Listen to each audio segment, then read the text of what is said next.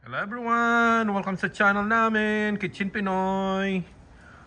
Usapang bagoong ngayon na ito mga kababayan dito sa Amerika.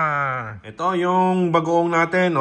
Ganyan ang normal na bagoong. Homemade ito. Asin lang at saka dilis ang ano natin, yung ingredients niyan. Walang food color. Ang bango. 7 buwan na siya, gawa natin yan. So, sa mga Ilocano dito, ang daming, dito sa Amerika, ang daming, nalulungkot. Alam niyo, mga Ilocano, mahilig sa bagoong isda eh. Kasi mahilig kami sa mga dinengdeng, mga gulay ba, na kung ano-ano lang, paghalu-haluin mo lang, and then yung pampalasa natin ay yung bagoong isda. So, ngayon, kung may mabili ka man, ang bentahan nila dito sa online, nakita ko, $25 to $30 yun, plus shipping pa. Parang ginto na eh. Diba? Kasi nga, dahil ang FDA, US Food and Drugs, binan nila to noon pang October 2024. Na dahil sa chemicals na nandito sa nakahalo sa bagoong. Yung chemicals na to ay yung potassium iodate and sodium benzoate.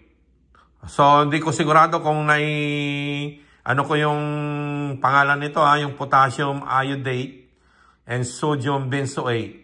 Absent ako nung diniscuss ng teacher namin yan nung high school ako kaya pasensya na. So, nandun lang sa Google yan. I-Google lang ninyo. Marami pang mga sausawan na galing ng Pilipinas ang nakaban dito. Hindi ko nababanggitin yung pangalan at kahit yung mga company na gumagawa ng bagong. Na lang ito dahil ang daming nagtatanong sa atin ng mga kaibigan natin dito. Napag-usapan namin minsan. Wala nang bagong. Mahilig sausawan kasi yung pag nag-ihaw ka ng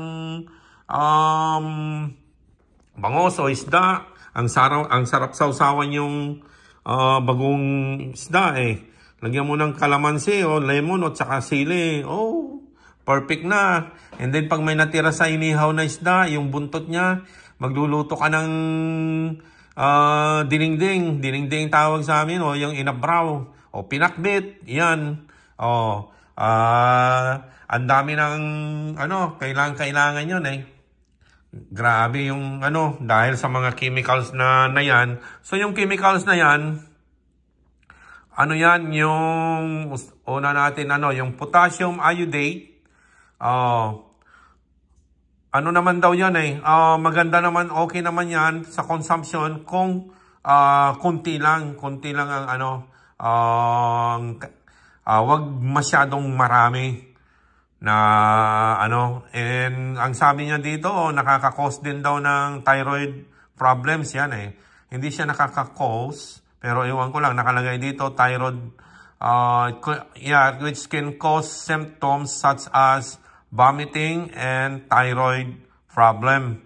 Yan yung potassium iodate na nandun sa bagong natin. Kung di ako nagkakamali, nandito kasi sa Google yan, search nyo lang eh. Yung bagoong na ban natin dito sa Amerika. So ito namang yung sodium benzoate, is chemical compound commonly used as preservative in foods, beverage, and cosmetics. Ayan, yan naman siya. Food preservatives, sodium benzoate inhibits the growth of bacteria, yeast, and mold, extending the shelf life of products such as soft drinks, jams, pickles, and mga sausawan. Sa pharmaceutical naman, use as stabilizer and preservative in some medication, sa cosmetic, hair care products, mga yan. So, itong sodium benzoate is generally considered safe for consumption in small amount. So, the FDA, Food and Drug Administration, has established an acceptable daily intake of 5 milligram kilogram slash kilogram of body. 5 mg milligram siguro to / kilogram of body weight. However, some individuals may experience allergic reaction or other adverse effects as high doses. So,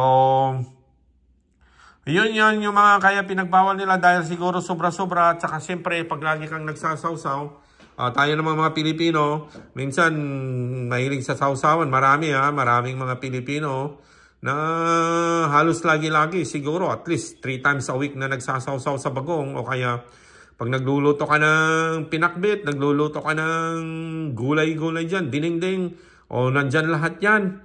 Yung bagoong na yan, napaka-importante yan eh. So, dapat hindi na nila nilalagyan yun ng mga chemicals na yun. Pwede naman siya eh. Tulad nitong ginagawa namin ito. Ito, mayroon akong ginawa doon. Mga siguro 3 taon na, okay pa naman siya. Dahil marami namang asin yan eh. So, kasi para maging maganda, medyo papangit lang yung itsura niya minsan. Pero, wala namang chemicals, di ba?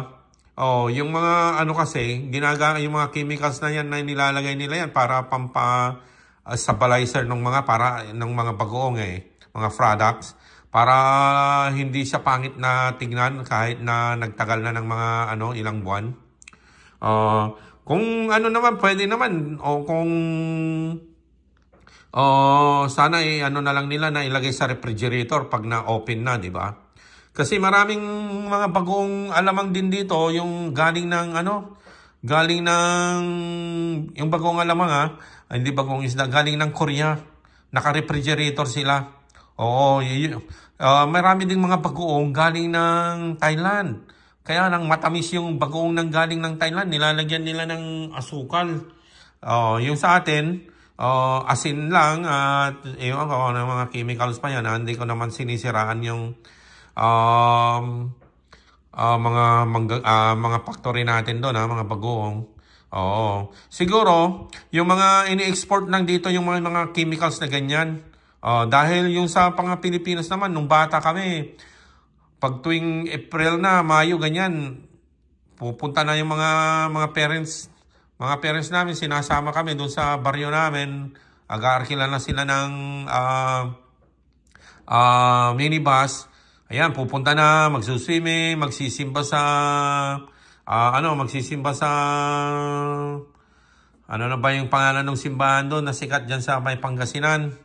And then pupunta ng dagat, and then bago umuwi, bibili ng bagoong doon sa Lingayen. Yan, bibili na nga, timba-timba yan. Palagay ko walang yung mga bagoong na binebenta dyan, walang chemicals. Yung mga siguro ini-export lang nila ang nilalagyan nila dahil inaabot dito ng mga, siyempre, ilang buwan or taon na nandyan sa shelf na naka-display. So, ang daming naghahanap dito. $25 ang bintahan na ng isang ganyan, no? $25-30. Pero mangilan-ilan ka lang makakakita sa online lang yon. Yung mga Filipino store dito, wala na. Hoping na bumalik din dito dahil ang daming nagtatanong talaga na maraming nakakamiss na sa bagong isda natin na to. At dapat naman iayusin naman sana ng mga may-ari ng mga factory ang paggawa nila. Yung chemicals na yan na hindi naman maganda sa katawan pag sobra-sobra, or kung siguro talagang na ninyo isang beses sa isang linggo, kaya gamitin lang ninyo yung bagoong pag magluluto kayo ng mga gulay-gulay, para hindi ma-over expose sa mga chemicals ba. Ayan. So yun lang guys, shinare ko lang yung natin dito, bagoong natin dito sa Amerika na bawal. Hindi lang bagoong yan marami pa yan, may ketchup, may bagoong alamang, pero hindi lahat ng bagoong alamang nakaban. May merong mga product na mga company na gumagawa na hindi nakaban yung bagong alamang nila. So yun lang guys, share ko lang. Okay, thank you po.